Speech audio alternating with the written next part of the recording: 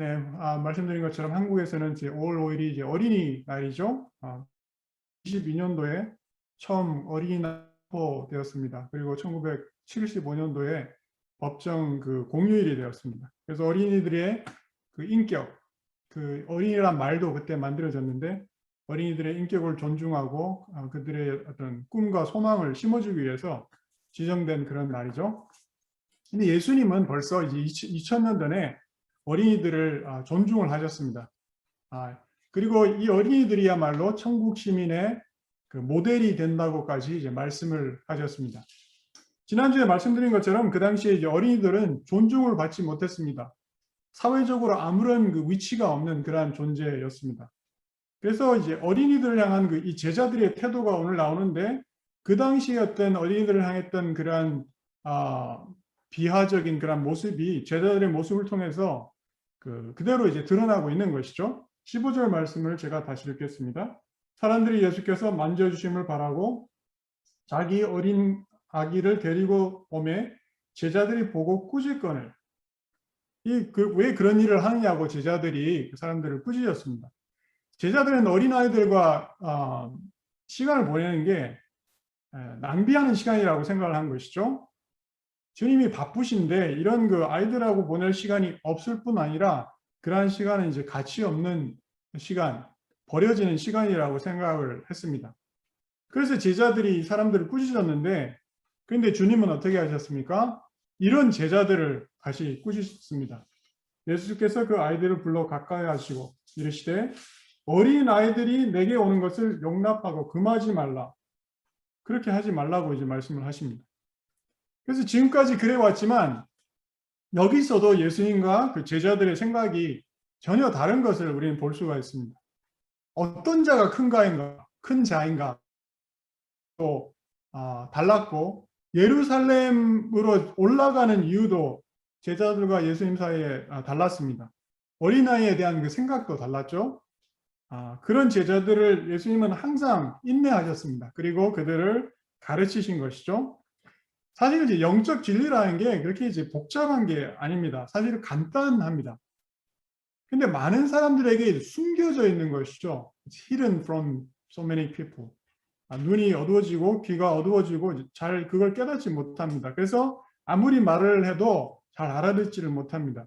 그래서 오늘 말씀도 어떻게 보면 이제 같다고 마찬가지라고 생각할 수가 있는데 하나님 나라가 누구에게 속했다고요? 어린아이와 같은 마음을 가진 자들에게 속한다고 하셨습니다. 이 말씀 자체는 너무나도 쉬운데 문제는 뭔가 하면 내가 정말 그렇게 살아가고 있는지 그런 마음을 가지고 살아가고 있는가 그게 문제라는 것이죠. 하나님 나라를 어린아이와 같이 받아들여야 한다는 게 무슨 말입니까? 그래서 오늘은 참 어린이들의 그 특성에 대해서 두세 가지 정도만 같이 생각해 볼 수 있기를 바랍니다. 우리가 다 아는 그러한 그 내용인 것이죠. 다시 한번 돌아보면서 우리의 삶을 또한 돌아보고 내가 정말 하늘나라의 백성으로서 살아가는데 그러한 그 마음을 품고 살아가고 있는지 돌아보는 시간을 가지면 좋겠습니다. 첫째, 어린아이들은 어떻습니까? 전적으로 신뢰하고 의지하는 것이죠. Total dependence and trust. 전적 신뢰와 의지입니다. 이 어린이들이 생존할 수 있는 길은 어떻게 하면 생존할 수 있습니까? 부모를 전적으로 신뢰하고 의지하는 것, 그거밖에 없습니다. 동물 중에 인간처럼 오랜 부모의 어떤 철저한 보호를 받아야 하는 그런 존재도 없습니다.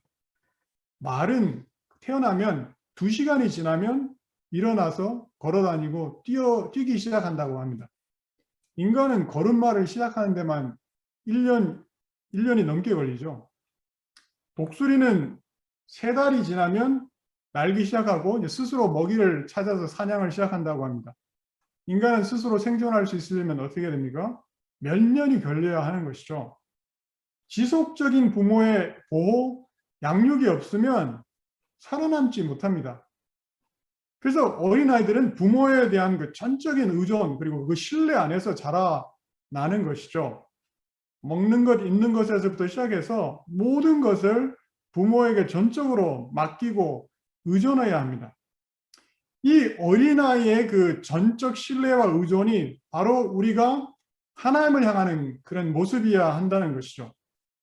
하나님께 모든 것을 전적으로 맡기고 의존하고 신뢰하는 그 모습이 바로 천국 백성의 모습이어야 한다는 것입니다.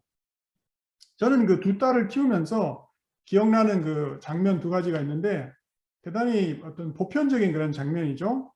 한 번은 이제 딸이 그 멍키바에서 이제 놀다가 이렇게 뛰어내립니다. 높이가 이렇게 꽤 높은데도 밑에서 이제 아빠가 받아준다고 하니까 아무런 주저함 없이 뛰어내립니다. 웃으면서 이제 뛰어내리고 아빠의 이제 품에 안기는 거죠. 요즘은 뭐 그렇게 하라고 해도 안 하지만 이 아빠라는 사람이 나를 안 받으면 어떡하나, 땅에 그냥 떨어지게 놔두면 어떡하나, 그렇게 뭐 주저하지 않는다는 것이죠. 아빠에 대한 그 전적 신뢰 안에서 손을 놓고 이제 몸을 이렇게 뭐 어떤 데는 딸을 데리고 공원으로 산책을 갑니다. 그러면 딸은 그 제 손을 잡고 이제 걷습니다. 아주 어릴 때 이야기죠. 근데 제가 가는 대로 가는 거죠. 의심 없이 그대로 따라옵니다. 이 사람이 혹시 나를 이상한 데로 데려가면 어떡하나.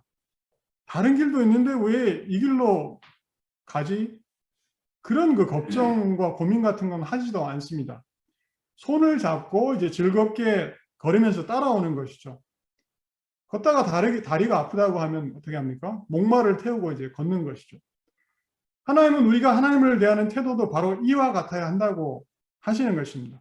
그가 이끄시는 대로, 그가 인도하시는 대로 그의 손을 잡고 아무 의심 없이 그를 신뢰하고 믿으며 삶의 행로를 기쁨으로 가라고 하시는 것이죠.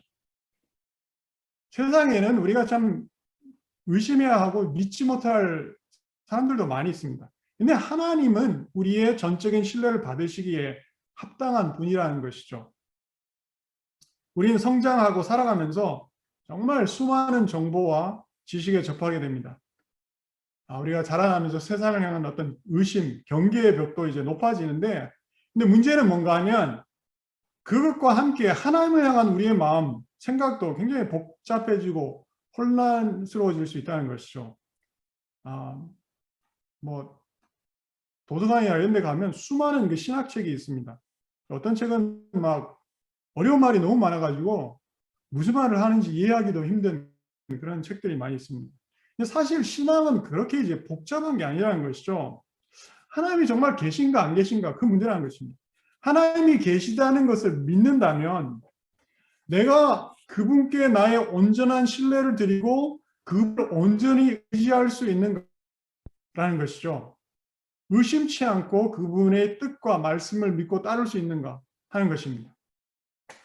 의심하는 마음, 정말 복잡한 그런 마음은 어린이 같은 마음이 아니라는 것이죠. 어린이는 경우, 뭐 상황을 따지지 않습니다. 부모이기에 그냥 믿고 가는 것이죠. 그것처럼 하나님의 자녀는 하나님이시기에 그분을 믿고 신뢰한다는 것입니다.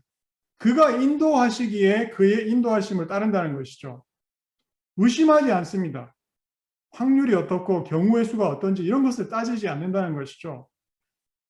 하나님께서 나의 길을 이미 아시고 선한 길로 인도하심을 믿는 그 믿음으로 가는 것이죠. 그렇게 나아가는 것입니다.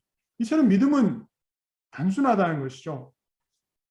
예수님은 우리가 이런 마음을 가져야 한다고 하시고 이런 자들이야말로 하나님 나라 백성의 특징이라고 말씀을 하고 계십니다. 이와 같이 이제 어린이들의 참 특징은 무엇입니까? 첫째는 온전한 그 의지와 신뢰를 말했죠. 둘째는 이렇게 이제 어린이들은 단순하다는 것이죠. 단순하기 때문에 순수하기 때문에 전적으로 신뢰하고 의지할 수 있는 것이고 우리가 정말 신뢰하고 의지할 수 있는 것은 또한 단순하고 순수하기 때문에 그렇게 할 수 있는 것이죠. 그래서 신앙인의 천국 백성의 삶은 어떤 삶인가 하면 단순한 삶이라는 것입니다. Life of simplicity. 우리가 추구해야 할 삶의 모습입니다. 우리의 생각도 그렇고 우리의 삶이 심플해야 한다는 것이죠. 사람들은 너무 많은 생각을 할 수 있습니다. 그리고 너무 많은 것을 막 쌓아두려고 합니다. 우리 마음속에 소유에 대한 집착, 비교의식, 생각이 주는 뭐 스트레스 뭐 이런 것 등등등으로 인해서 우리의 힘들게 되죠. 이런 경우가 있죠. 뭐 소비 심리로 충동으로 막 물건을 샀는데 정작 사고 나서는 쓰지도 않습니다. 그래서 공간만 차지하다가 몇 년이 지난 뒤에 뭐 이런 물건이 있었네 하고 이제 도네이션을 해버립니다. 그런 물건들이 집에 뭐 많이 있을 수 있다는 것이죠. 세상이 주는 광고, 정보, 지식의 홍수 속에서 살아가면서 우리는 불필요한 것, 이런 것들을 거를 수 있는 그런 필터가 필요합니다. 이 말 들으면 이 말에 흔들리고 또 저 말 들으면 저 말에 솔깃하고 마음과 생각이 항상 이리저리 왔다 갔다 하면 안 된다는 것이죠. 이게 대단히 좀 피곤한 삶입니다. 여러분 가운데는 그런 분이 없으시겠지만 이렇게 이제 피곤하게 살아가는 사람들이 많이 있다는 것이죠. 하나님을 아는 지식, 이것을 방해하는 모든 것들을 차단할 뿐만 아니라 우리의 몸, 생각 속에 좀 남아있는 그런 것들, 우리 시스템 안에서도 이런 것들을 몰아낼 수 있어야 한다는 것이죠. 영적으로 이런 필터 시스템이 있어야 합니다. 사실 우리가 무한대의 어떤 정보, 지식 이런 것을 접하는데 대부분의 정보는 그냥 흘려버려도 되는 것들입니다.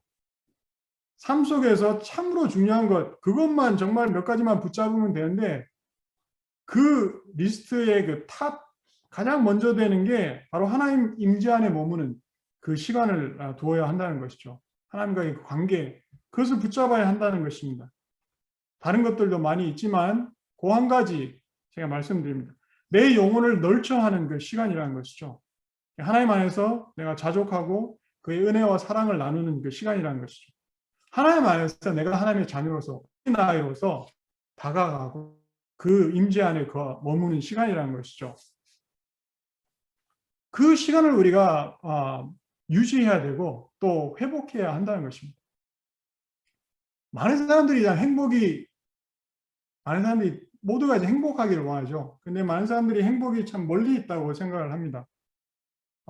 이렇게 생각을 하죠. 지금 내가 처한 상황이 바뀌어져야만 행복해질 수 있다. 그렇게 바뀌어져야만 얻을 수 있는 것이라고 생각을 합니다. 그래서 나름대로 이런저런 상상을 하는 것이죠. 예를 들자면 뭐 복권만 당첨된다면 행복할 수 있는데, 집만 있다면 행복할 수 있는데, 결혼만 하게 된다면 행복할 수 있는데, 아이만 있다면 나는 행복할 텐데. 근데 어떤 사람은 또 반대로 생각합니다. 이혼만 하게 된다면 행복할 텐데, 남편만 사라진다면 내가 행복할 수 있을 텐데, 아이만 없어진다면 행복할 텐데, 몸만 건강하다면, 얼굴만 뜯어 고칠 수 있다면, 직장만 바뀐다면 행복할 수 있을 텐데, 뭐 이런저런 생각을 하는 것이죠. 근데 정말 그렇습니까? 많은 사람들은 또 돈이 많으면 행복하다고 생각을 하죠. 사람들한테 이상적인 그 돈의 액수가 얼마인가, 얼마면 충분하겠느냐고 이제 물어봤습니다. 근데 부자건 가난한 사람이건 상관없이 일관적으로 하는 말이 지금 있는 것보다 조금만 더 있으면 좀 되겠다고, 충분하겠다고 말을 합니다. 여러분, 물론 돈이 중요합니다. 너무나도 중요합니다. 너무 없으면 힘들죠. 그러나 반대로 돈이 막 넘치게 많으면 행복하리라고 생각하는 이것도 사람들의 착각일 뿐이라는 것이죠. 그것을 뒷받침하는 그러한 자료가 있습니다. 여러분, 미국 나라 중에 하나이죠. 근데 미국은 동시에 어떤 나라인가 하면 가장 불행한 나라 중에 하나이기도 합니다. 행복 지수가 그만큼 낮다는 말입니다. 로우하다는 말. 영국은 1973년부터 2002년까지 그 기간에 GDP가 80%가 성장을 했습니다. 그래서 물질적 풍요가 사람들의 행복을 가져온다면 행복 지수도 여기에 비례해서 그만큼 올라가야 맞는데, 그런데 그들의 행복 지수는 별 변화가 없었습니다. 한 연구조사에 의하면 미국에서 이제 1,000만 불 이상, 10 밀리언 이상 자산을 가진 사람하고 그런 부자들이 경영하는 그 회사 또는 사무실에서 하이어돼가지고 고용되어 가지고 일하는 사람들을 조사해 봤습니다. 그랬더니 그 개인적인 어떤 행복의 정도에 별 차이가 없다고 나왔습니다. 솔직하게 말씀을 드리면 이 부자들이 약간 조금 더 높게 나온 걸로 되어 있습니다.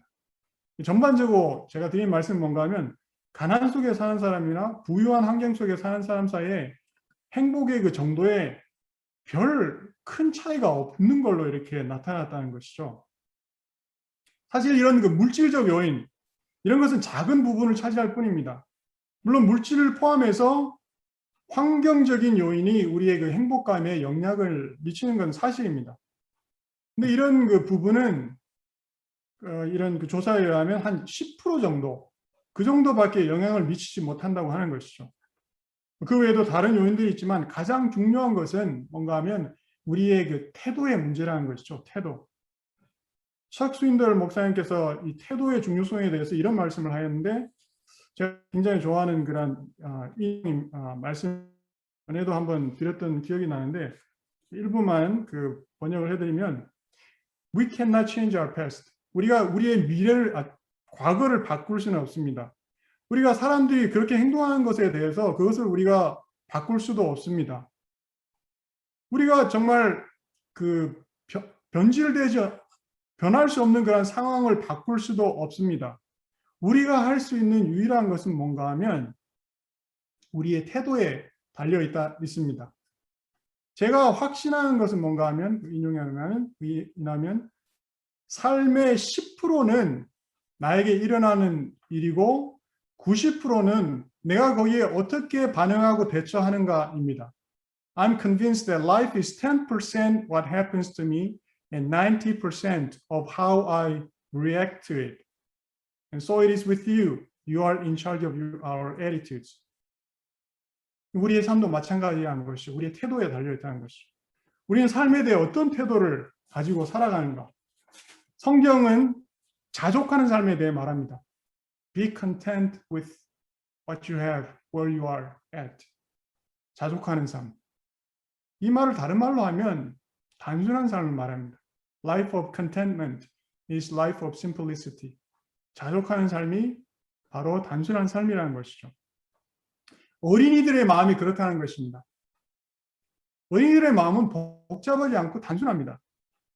그들은 삶에 많은 요구가 있지도 않고 쉽게 행복해하는 것이죠.